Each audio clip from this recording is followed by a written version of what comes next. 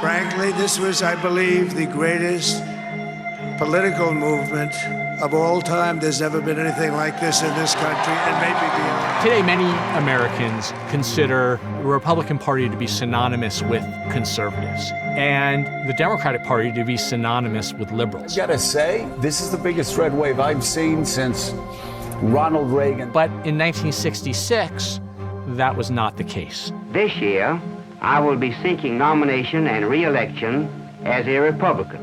In the 1966 midterms, you see the beginnings of these shifts. There's nothing left of the principles that your fathers and your grandfathers and your great-grandfathers stood for in the Democratic Party at the national level.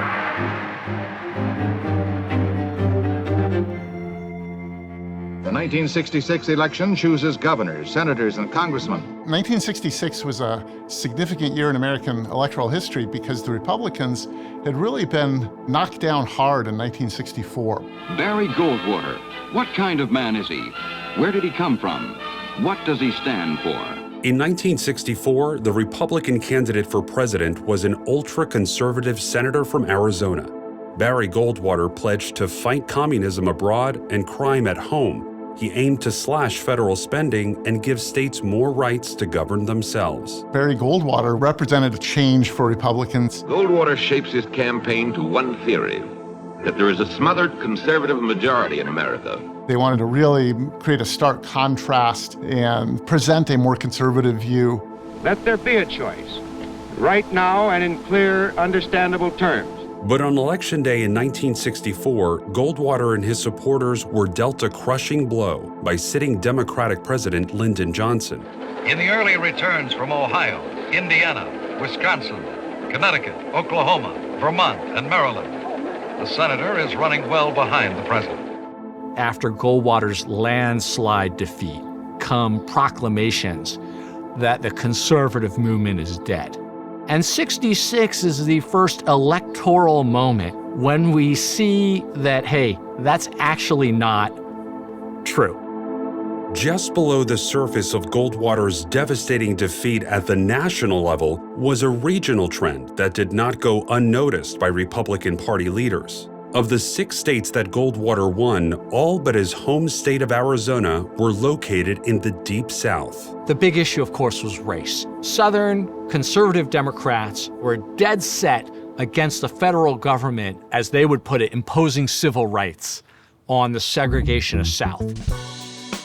I like to think of the 60s was the period when Black Americans became fully citizens in the country that they were already citizens in. The 1954 Brown school desegregation case set loose an avalanche of social activism, this integrationist push.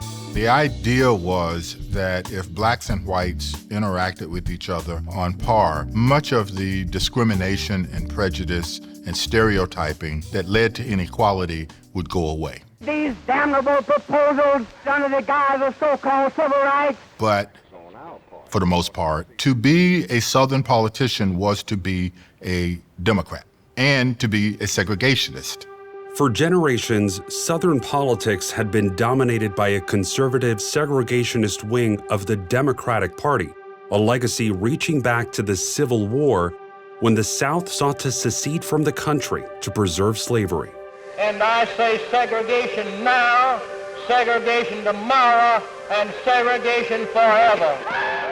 Within the Democratic Party, conservative Southern segregationists had made a deal, basically, that they were okay with the Democrats' expansion of some government economic benefits, especially ones that help the South, as long as they maintain support for segregation. As the civil rights movement sought more and more progress, there was a growing divide between conservative Southern Democrats arguing that states should have the rights to make their own laws, and their Northern Liberal Party mates. My fellow Americans, I am about to sign into law the Civil Rights Act of 1964. When President Johnson, a Democrat from Texas, signed the sweeping Civil Rights Act after a bruising battle in Congress, an aide recalled Johnson privately feared white Southerners would depart for the Republican Party. I can think of nothing more dangerous or more divisive are more self-destructive than the effort to prey on what is called white backlash. He understood that you have progress, but there will be a price to pay. There will be a backlash against that. In South Carolina, Senator Strom Thurmond, a longtime Democrat and staunch segregationist, officially switched parties, an early sign that change was afoot. I chose the Republican Party to more effectively represent the beliefs of South Carolinians. In 1966, Strom Thurmond was elected as a Republican for the first time, and we do begin to see the South, parts of the solid Democratic South, begin to break away from the Democratic Party. The one-party South was beginning to shift. Voters from Tennessee to Arkansas to Florida elected their first Republicans to various political offices in nearly 100 years. The Republican Party is a conservative party. The 1966 midterms also shaped the national Republican Party. If you look at the 1966 election, one of the really interesting features of it is the fact that it was a kind of spawning ground for future Republican presidents. It was the starting point, you could say, of the Republican presidential era that followed. In 1966, failed Republican presidential candidate Richard Nixon had been left for dead in American politics, now flexing a more conservative persona, targeting rising crime and what he called racial disorders in America's cities. He left his home in California to campaign for scores of GOP candidates across the country. He credits his comeback in 1968 largely to the fact that he was an effective campaigner for Republicans in the 1966 campaigns. Winning's a lot more fun.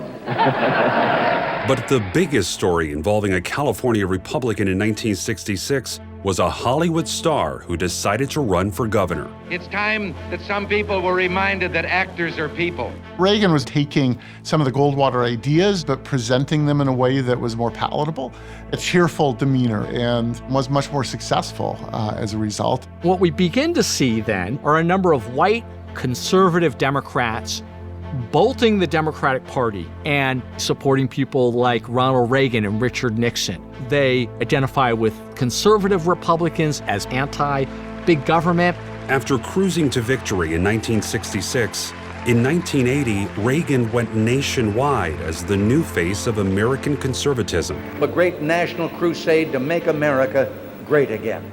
Traveling to Mississippi on his presidential campaign, he promised to support states' rights and courted old Southern Democrats still on the fence about voting Republican. I was a Democrat most of my life myself. The writing was on the wall. It would take decades, but by the Reagan era, the Republicans were on their way to a solid lock on the South. 1966 represents an important point, but just one point on a long scale of change. The Democratic Party was generally liberal, but then it had these Southern conservatives. The Republican Party was generally conservative, but it had these Northeastern liberals. What has happened was this sorting out, where the South gradually became more Republican, the Northeast gradually more Democratic. What it meant was both parties became more ideologically consistent. The parties kind of sort themselves out, and that is one factor contributing to what we now know today as partisan polarization. We are still living in the world of that mid-1960s political environment in many ways, and we see the parties reflect aspects of the debates from that era.